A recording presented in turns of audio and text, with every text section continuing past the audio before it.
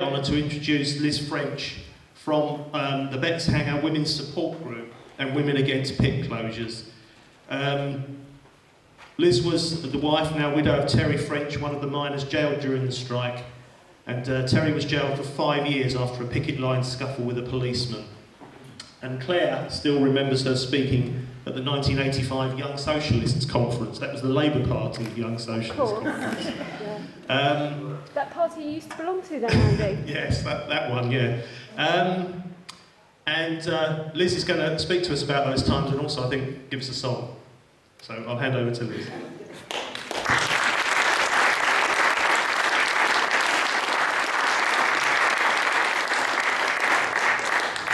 Well, I am privileged because I know quite a lot of people in here. When I came down to the Students' Union, to the trade unions, and there are loads of people come up to me and said, I remember you 30 years ago. I thought, oh, to have that skin now.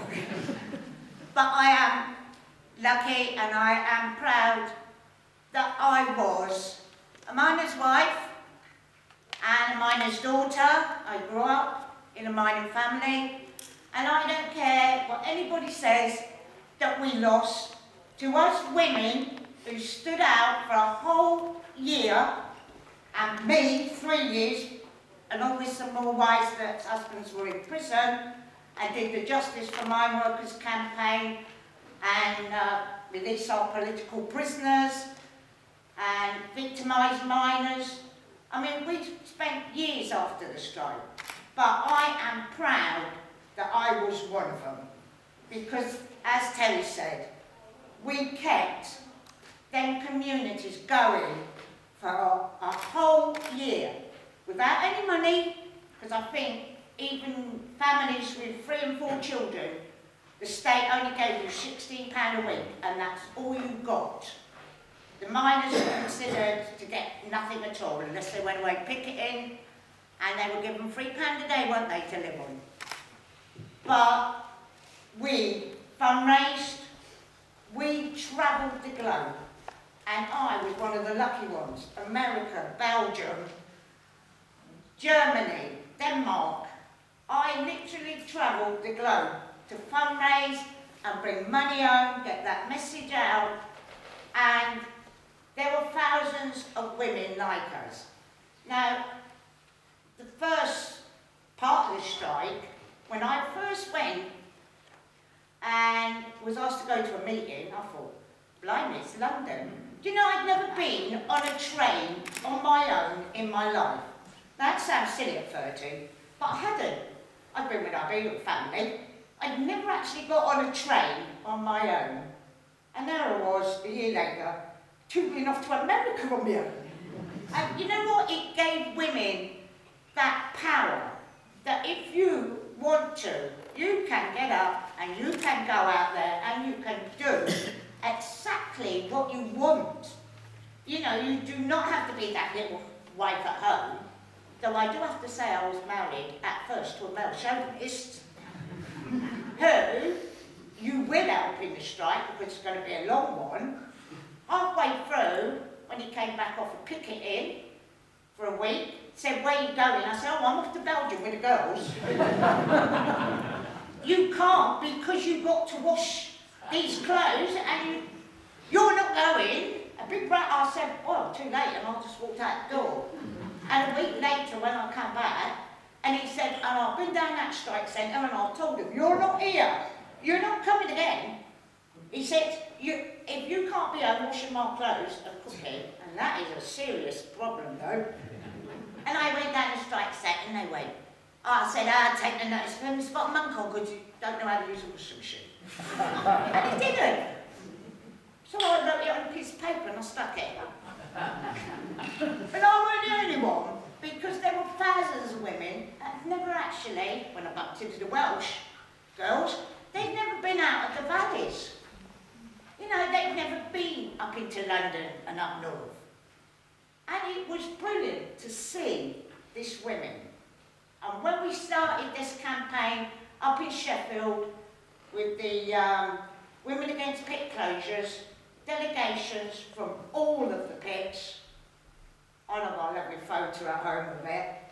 There were women there, that was their first time ever out of their little villages and towns. And I am glad it's still now running. It has given a lot of people, they now carried on, do other political things, like we never heard about Nelson Mandela till I stood at South African Gate in the strike. Then I went and read about it. I went to Ireland, Women Against Strip Search, because them women were having a bad time getting in and out of their prisons, the same as I was with finding Terry in which prison he was in. And it brought organisations together.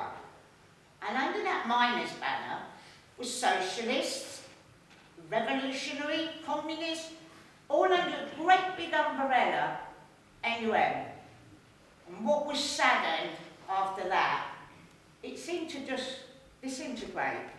And all the left-wing parties started rowing and arguing.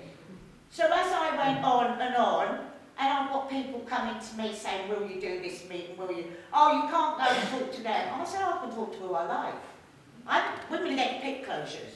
I am now victimised miners, trying to get compensation for the sacked miners, for the imprisoned miners. I said, what happened to the little umbrella? It just fell apart, didn't it? And it's not because we lost, because I don't consider I lost. Not one little bit. I think perhaps Fleet Street might have lent a hand with their rubbish that some of them printed.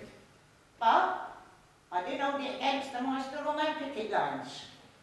I was up there at Wapping, I was at the seafarers' strike, helping them out with their soup kitchens, telling them where to go, where they could get a trade union movement to help them fundraise.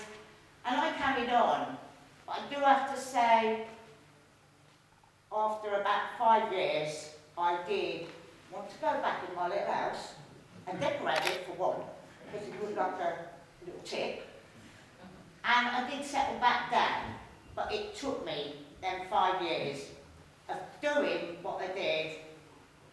And I was proud of all the women in that strike, and I'm proud of the women now that still care about racism and things that are going on.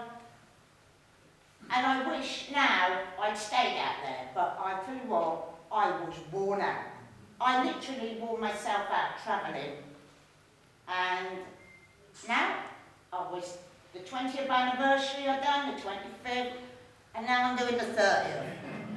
And I hope I'm still around when the next big one comes around.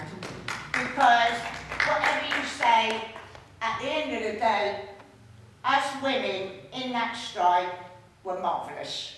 And I take that